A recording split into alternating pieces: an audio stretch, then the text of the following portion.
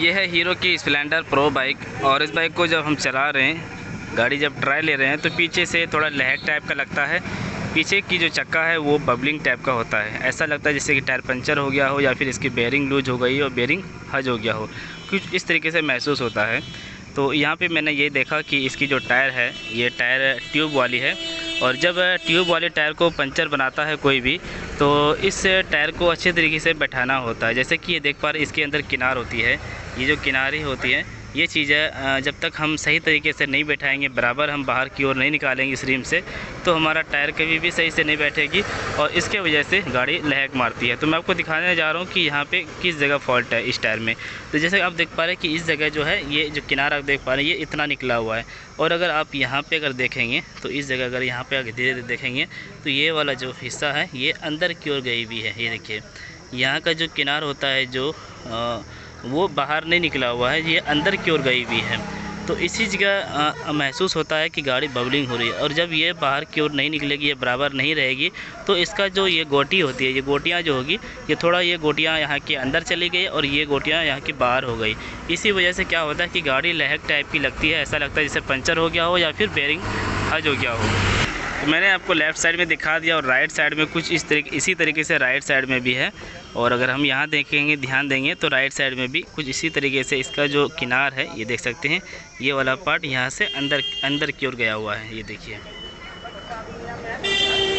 इसका जो किनारा है ये बाहर की ओर है और यहाँ पे अगर इस जगह देखेंगे तो ये अंदर चली गई है। तो ये हमें खोलकर बाहर निकालना पड़ेगा। आप चाहे तो हवा पूरा बाहर निकाल सकते हैं। हवा बाहर निकाल के अगर किसी प्रेशर वाले के पास अगर जाएंगे, एयर प्रेशर वाले के पास, तो वो बिना टायर खोले ही, यानी कि चक्का बिना खोले ही वो कर देंगे। हवा निकाल के इस जगह से थोड़ी सी टायर लीवर से बाहर निकालेंगे, छाड़ेंगे, तो ये निकल जाएगी। लेकिन हमारे पास वो एयर की सुविधा नहीं है। हमारे पास सिर्फ अभी पंप, हाथ वाले पंप की सुविधा है। तो हम इस रिम को खोलेंगे और रिम को खोलने के बाद हम अच्छे तरीके से फिट करेंगे इसको।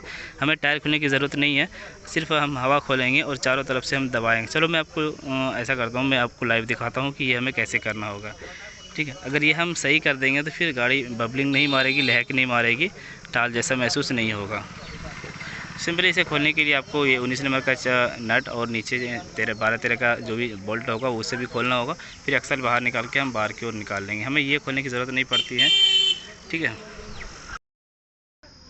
तो सबसे पहले हमें करना ये है कि इसका जो हवा है वो निकालना है सारी बार। हवा कुछ इस तरीके से निकालना है। इसके अंदर जो वॉल पिन होती है वो हमें खोल देना है और उसे खोलने के बाद जब हवा सारी निकल जाएगी तो चारों तरफ से हम टायर को दबाएंगे।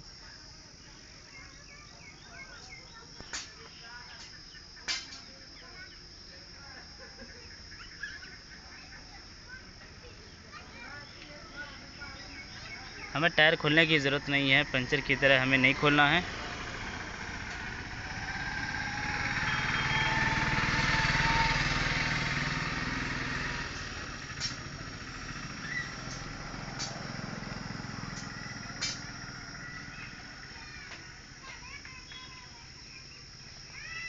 उसके बाद हम क्या करेंगे, इस टायर को कुछ इस तरीके से हम दबाएंगे चारों तरफ से।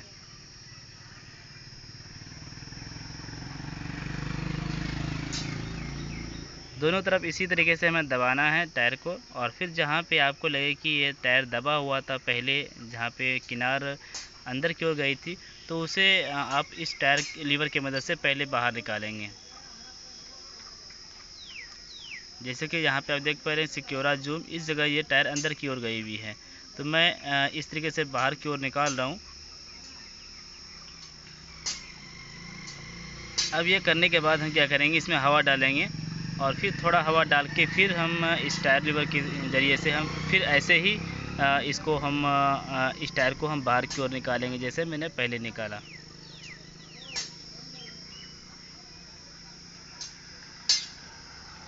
हमें इसमें पानी या फिर मोबिलियर कुछ भी देने की ज़रूरत नहीं है।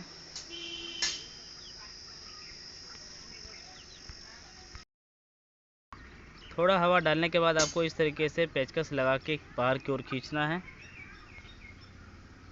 जैसे कि मैंने एक दफ़ा ये कर दिया।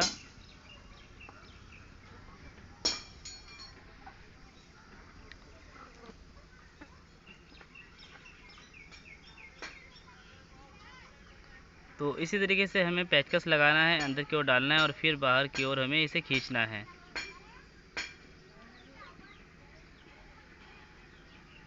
और दोनों तरफ आपको ऐसा ही करना है। सिर्फ उस किनार को आप बाहर निकाल देंगे जो उभरा हुआ रहता है, चारों तरफ जो लकीर बनी हुई होती है उससे सिर्फ अगर बाहर निकाल देंगे तो हवा देने के बाद फिर वो बिल्कुल बराबर हो जाएगी चारों तरफ से। जैसा कि मैं देख पा रहा हूँ कि ये चारों तरफ से बिल्कुल बराबर हो चुकी है। और मैं फिर आपको इस व्हील को गाड़ी में लगाकर फिर से मैं आपको दिखाना चाहूँगा कि ये अब ठीक ठाक लग रही है नहीं। हमें हवा देना है 40।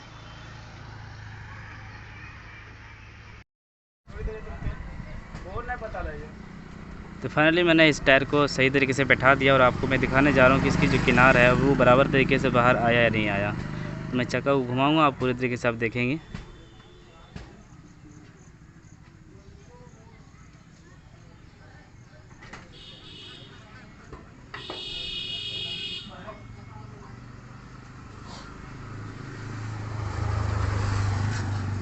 तो आप बिल्कुल देख पा रहे हैं कि ये वाला जो किनार होता है ये बिल्कुल बाहर है, कहीं भी अंदर की ओर रिम की तरफ नहीं दबा हुआ है ये। इसी तरीके से मैं दूसरी तरफ भी दिखा देता हूँ।